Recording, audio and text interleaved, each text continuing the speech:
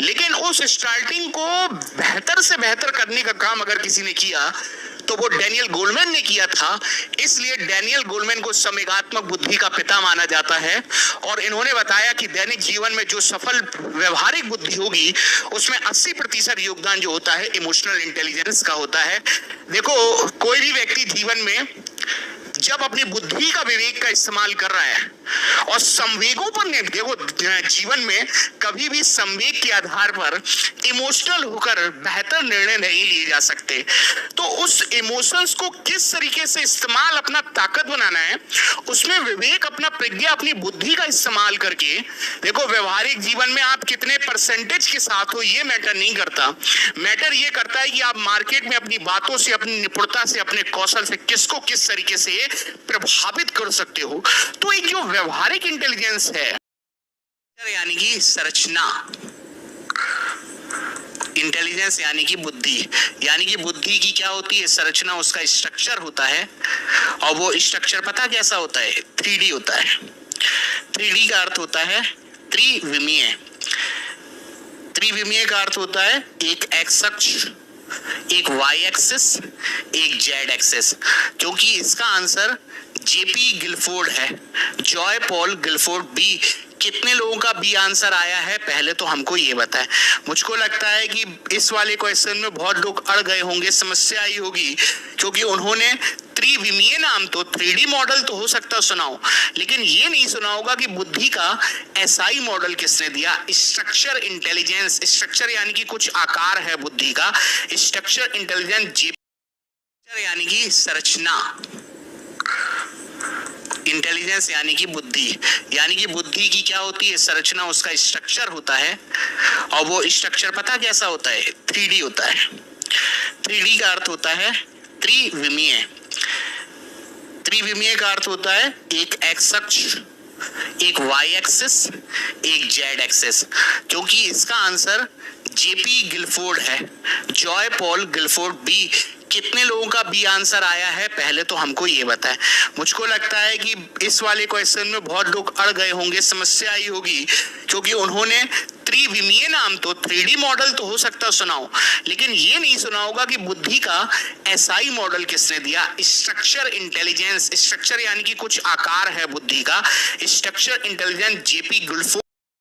व्यवहारवादी इस्तेमाल करते हैं, थॉर्नडाइक, स्किनर, पावलव जैसे, जबकि लेव वाइगोत्स्की, जीन पियाजे तो निर्मितवादी हैं, जहां बालक खोज के द्वारा ज्ञान का निर्माण करेगा और अनुनंदन का तो इस्तेमाल बिल्कुल नहीं करते।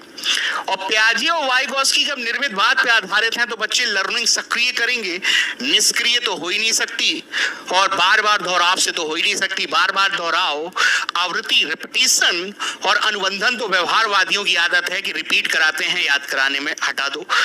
सक्रिय विनियोजन यानी कि बच्चे एक्टिव लर्निंग करते हैं ताकि उसका अर्थ निर्माण कर सकें। यही पियाजे चाहता था, यही वाइगोत्स्की चाहता था। पियाजे चाहता था कि बच्चे खुद अपने ज्ञान का निर्माण करें, निर्मितवाद के आधार पर पुराने और नए ज्ञान को जोड़कर ज्ञान की खोज करें, वातावरण से इंटरेक्ट करें।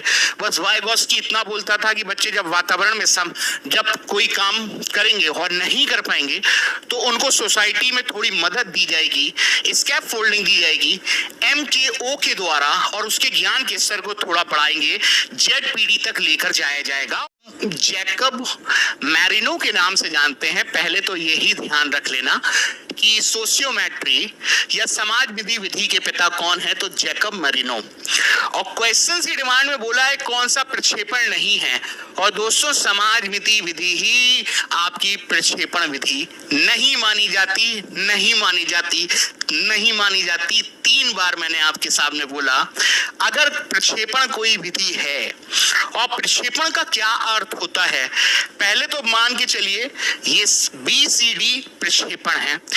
स्याही धब्बा परीक्षण 1921 में स्विस यानी कि स्विट्जरलैंड के एक व्यक्ति हुए हैं जिसको हम हरमन रोड्सा के नाम से जानते हैं, जिन्होंने 10 ब्लैक एंड व्हाइट और कलर्ड ताश के पत्तों पर कुछ अननोन चित्र बने हैं।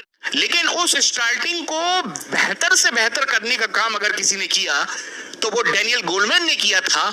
इसलिए डैनियल गोलमैन को संवेगात्मक बुद्धि का पिता माना जाता है।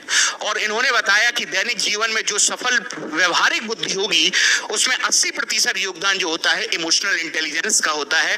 देखो, कोई भी व्यक्ति जीवन में जब अपनी बुद्धि का विवेक का इस्तेमाल कर रहा है और संवेगों पर नहीं, देखो जीवन में कभी भी संवेग के आधार पर इमोशनल होकर बेहतर निर्णय नहीं लिए जा सकते।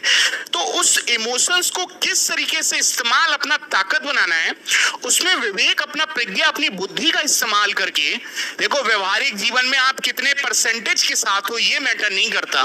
मैटर ये करता है कि आप मार्केट में अपनी बातों से, अपनी निपुणता से, अपने कौशल से किसको किस तरीके से प्रभावित कर सकते हो।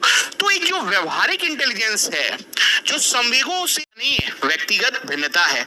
और व्यक्तिगत भिन्नता अच्छा पॉजिटिव माना जाता है के आधार पर पार्क हर्ष ने बालकों के लिए शिक्षा का कौन सा तंत्र या पद्धति दी थी।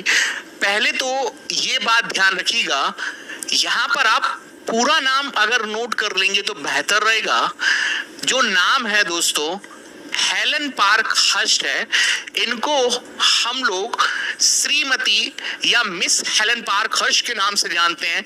चूंकि ये फीमेल थी इसलिए हेलन पार्क के आगे मिस हेलन पार्क हर्स्ट लगता है।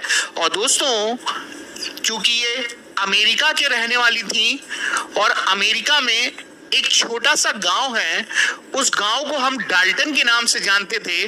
और इसी गांव में एक्सपेरिमेंट और इधर ही पे रहने के कारण इस मेथड का नाम डाल्टन विधि पड़ गया।